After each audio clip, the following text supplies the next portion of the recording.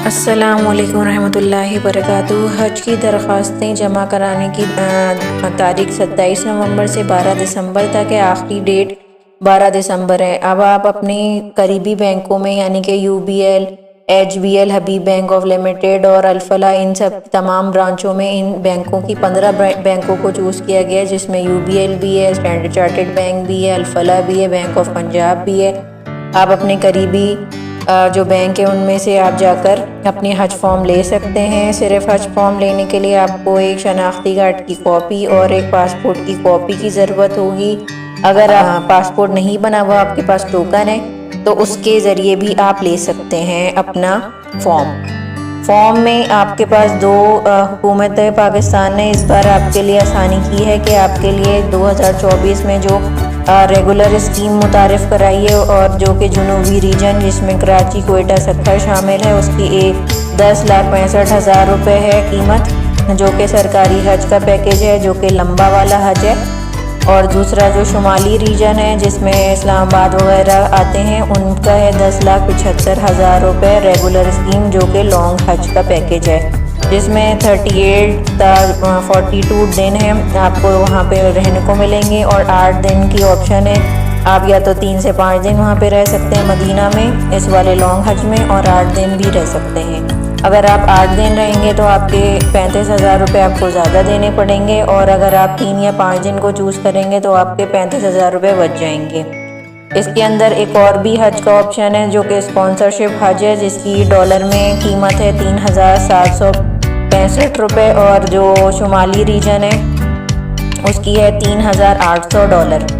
जुनूबी reason की है 3,765 dollar, और शुमाली रीजन की जो स्पॉन्सरशिप हज है उसकी 3,800 डॉलर है, जो कि रेगुलर स्कीम की शॉर्ट हज है। इसके अंदर हुकूमत पाकिस्तान ने शॉर्ट हज का पैकेज भी दिया है, जिसकी कीमत है 11,40,000 रुपये, जो कि शॉर्ट हज है। जो दूसरा शुमाली रीजन का जो है उसकी कीमत है 11,50,000 रुपये, और इसी तरह से स्पॉन्सरशिप का शॉर्ट हज की कीमत है 4,000 डॉलर और 4,015 डॉलर, ठीक है। और दूसरा जो शुमाली रीजन का जो पैकेज है शॉर्ट हज का, उसकी डॉलर में कीमत है 4,050 डॉलर, ठीक है। अगर आप इसी तरह से हुकूमत पाकिस्तान आपको क्या और क्या सहूलियात दे रही है, इसके अंदर आपके दोनों आने जाने के दोनों टिकट शामिल हैं।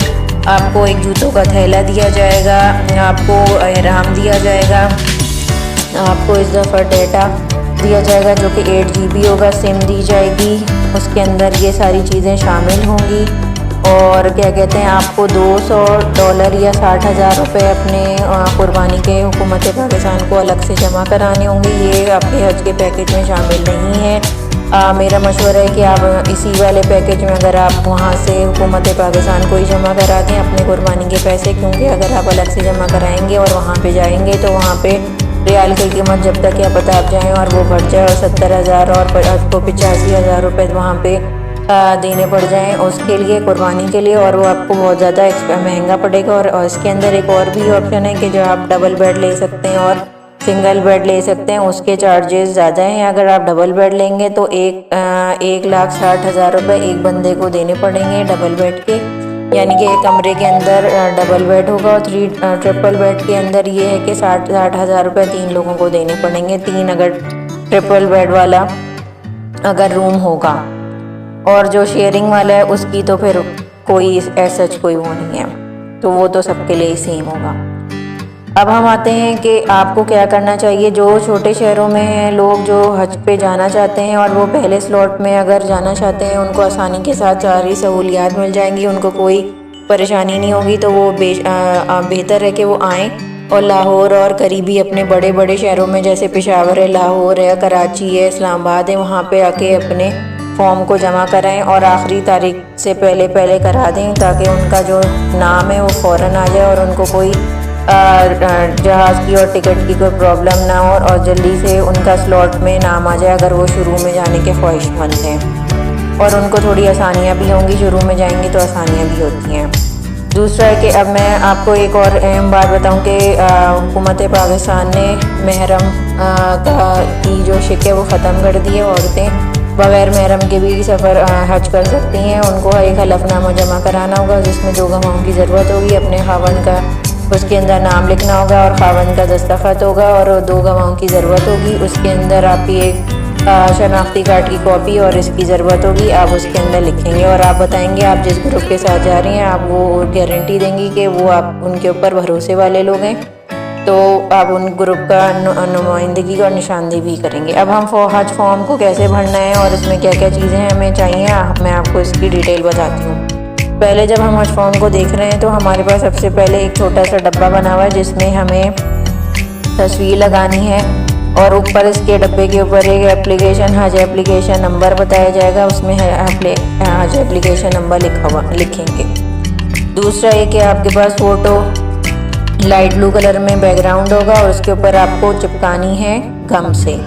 उसके नीचे आपको जेंडर बताना है, यानी कि आपकी शनाख्त क्या आप औरत हैं कि मर्द हैं। महरम की इन्फॉर्मेशन देनी होगी, जो आपका महरम है उसका एप्लीकेशन नंबर लिखना होगा, नीचे उसका महरम का नाम लिखना होगा और उसका रिश्ता लिखना होगा। उसके नीचे अगर हम देखेंगे तो हेल्पर इन्फॉर्मेशन, जो लोग 80 साल से उम्र के बड़े हैं उनको एक हेल्पर के साथ ही हज करने की ज़रूरत है और उनका एप्लीकेशन नंबर लिखना होगा। उसके नीचे उनका जो 80 साल का इंसान है, जो भी आदमी है औरत जो भी है, उसके साथ आपका क्या ताल्लुक़ है, क्या रिश्ता है, वो लिखना होगा।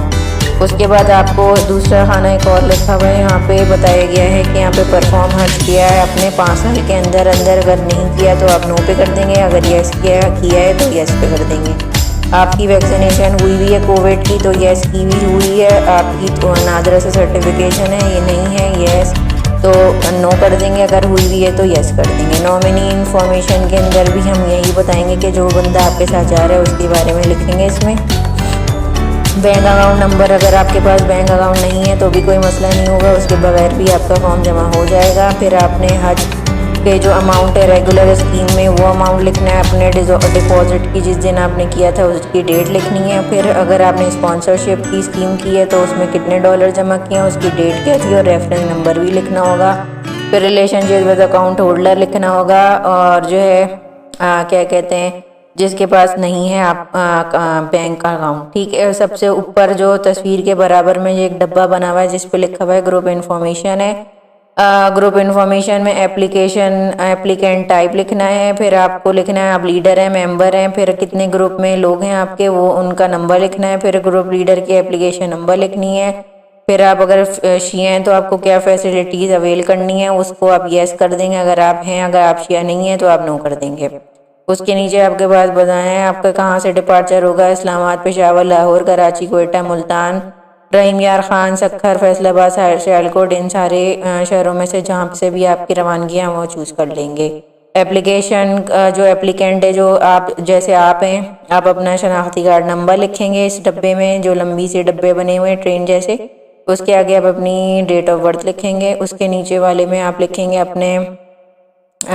अपने सरनेम लिखें, यानी कि आपका शोहर है या आपका बाप है। अगर आप शादीशुदा हैं अपने शोहर का नाम लिखेंगे, पासपोर्ट नंबर लिखेंगे, फिर डेट ऑफ इशू लिखेंगे जब आपका पासपोर्ट हुआ, एक्सपायरी डेट लिखेंगे, अपना ब्लड ग्रुप लिखना है। उसके ऊपर आपने टिक लगाना है कि आप कौन सी वाली स्कीम चूज़ कर रहे हैं, रेगुलर और स्पॉन्सरशिप, जैसे मैंने पिछली बार आपको पीछे बताया है। और नीचे वाले में आपको days spend in Saudi Arab, kingdom of Saudi Arabia लिखा हुआ है कि आपको मदीना में 3 to 5 डेज़ करना है। अगर आप लॉन्ग हज कर रहे हैं तो अगर आप 3 to 5 डेज़ वाला पैकेज मदीना का चूज़ करेंगे तो आपके 35,000 रुपये बचेंगे। लेकिन अगर आपने लॉन्ग हज में क्या कहते हैं ये चूज़ किया 8 वाले दिन, तो आपके 35,000 थोड़े ज़्यादा एक्स्ट्रा खर्च होंगे, वो आपको वापस नहीं मिलेंगे। 2 बेड्स और 3 बेड्स के बारे में पहले ही आपको बता चुकी हूँ, और इसके नीचे ब्लड ग्रुप भी है, सारी चीज़ें। और जो वैक्सीनेशन वगैरह हैं वो तो एंड में होंगी, पहले जब आपको फॉर्म जमा कराना है तो आपको ये सारी चीज़ें ज़रूरी ये हैं। तो मैं उम्मीद करती हूँ आपको ये वीडियो से बहुत ज़्यादा फ़ायदा होगा और आपको कोई हज के फॉर्म भरने में और हज के लिए एप्लीकेशन फॉर्म लेने में कोई मुश्किल नहीं होगी। और मैं उम्मीद करती हूँ तमाम मुसलमानों को जो कि बहुत दिली ख्वाहिश रखते हैं हज करने की, उनको अल्लाह ताला हज की खुशियाँ नसीब करे। और जितने भी लोग जो हज नहीं कर पा रहे हैं इस बार या बीमार हैं, अल्लाह ताला सबको हज की तौफीक दे। और अल्लाह ताला से आप मुझे भी दुआओं में याद रखिए। जज़ाकल्लाह खैरन कसीरा। अस्सलामु अलैकुम रहमतुल्लाहि व बरकातुहू।